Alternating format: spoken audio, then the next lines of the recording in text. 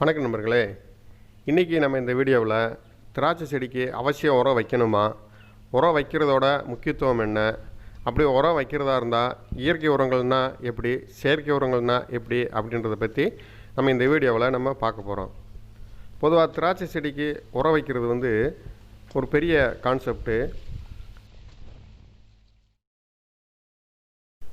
திராட்சை செடி பதிய வச்சு பந்தல் வரைக்குமான வளர்ப்பில் உரம் வைக்கிறது ஒரு மாதிரி மெத்தேடுலையும், பந்தல்லிருந்து குச்சிகள் வளர்ந்து கவாத்தடிக்கிற வரைக்குமான 6 மாத வளர்ப்பில் ஒரு மாதிரி மெத்தேடுலையும், முதலாக கவாத்து அடைச்ச பிறகு திராட்சை பூத்த பிறகு அதுக்கு உரம் வைக்கிறது ஒரு மாதிரி மெத்தேடுலையும், இந்த மாதிரி 3 மெத்தேடில் உரம் வைக்கணும்.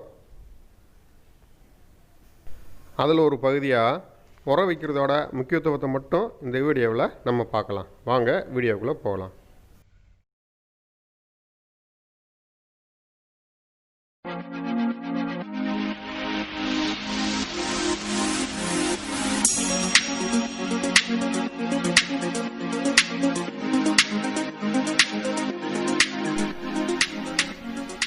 நம்ம வீட்டு தோட்டங்களில், மாடி தோட்டங்களில் தொட்டியில் தக்காளி செடி பயிரிடுவோம்.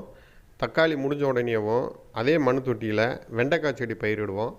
வெண்டைக்காய் முடிஞ்ச உடனே ஒரு வெங்காயமோ ஒரு கீரையோ பயிரிடுவோம். இப்போ ஒரே தொட்டியில் தக்காளி, வெண்டை, வெங்காயம் இந்த மாதிரி மல்டி கிராப்பு நம்ம பயிரிடுவோம். ஏதாச்சும் இந்த மல்டி கிராப்பில் ஏதாச்சும் ஒரு பயிருக்கு நம்ம உரம் வச்சுருப்போம். தக்காளி சாப்பிட்ட மிச்ச உணவுகளை உரங்களை வெண்டைக்காய் எடுத்துக்கிறோம். வெண்டைக்காய் சாப்பிட்டது போக மிச்ச உரங்களை ஒரு வெங்காயம் எடுத்துக்கிறோம். ஒவ்வொரு செடிக்கும் ஒவ்வொரு மாதிரியான உணவு தேவை, அதாவது உர தேவை ஒவ்வொரு மாதிரி இருக்கும். அதனால் ஒவ்வொரு செடி பயிரிடுறப்பையும் ஒவ்வொரு தடவையும் உரம் வைக்கணும்னு அவசியம் இல்லை. உரம் வைக்கலாம், உரம் வச்சா நம்மளுக்கு ஈல்டு நிறையா கிடைக்கும். ஆனால் அவசியம் வைக்கணும்னு ஒரு கட்டாயம் இல்லை. ஆனால் திராட்சை செடி இதிலிருந்து முற்றிலும் மாறுபட்டது. திராட்சை செடி பொதுவாக நீண்டகால பயிர். திராட்சை செடி தனது வளர்ச்சிக்காகவும், திராட்சை பூக்கள் பூக்கவும், பூக்கள் காய்களாகவும் தனது உணவு தேவைகளை மண்ணிலிருந்தே எடுத்துக்கிறோம். அதனால் திராட்சையோட உணவு தேவை ஒரே வகையானதாக இருக்கும். அந்த ஒரே வகையான உரங்களை திரும்ப திரும்ப அதே மண்ணிலிருந்து எடுத்துக்கிறதால அந்த சத்துக்களோட பற்றாக்குறை மண்ணில் ஏற்பட்டுரும்.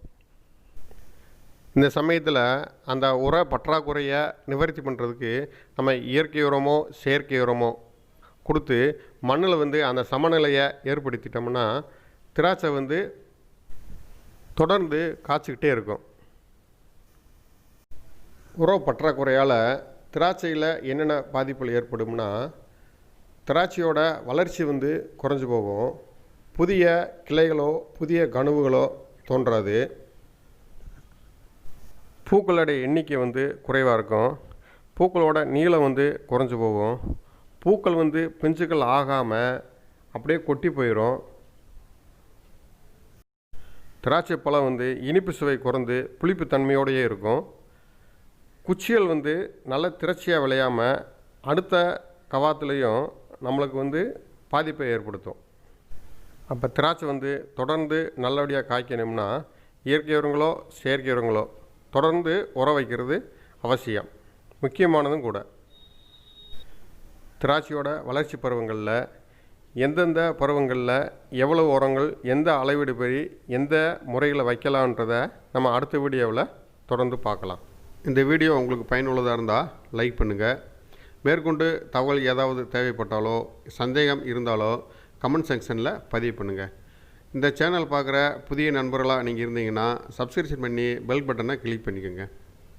சரி நண்பர்களே, மற்றும் ஒரு கூடுதல் தகவலோட இன்னொரு வீடியோவில் சந்திப்போம். நன்றி, வணக்கம்.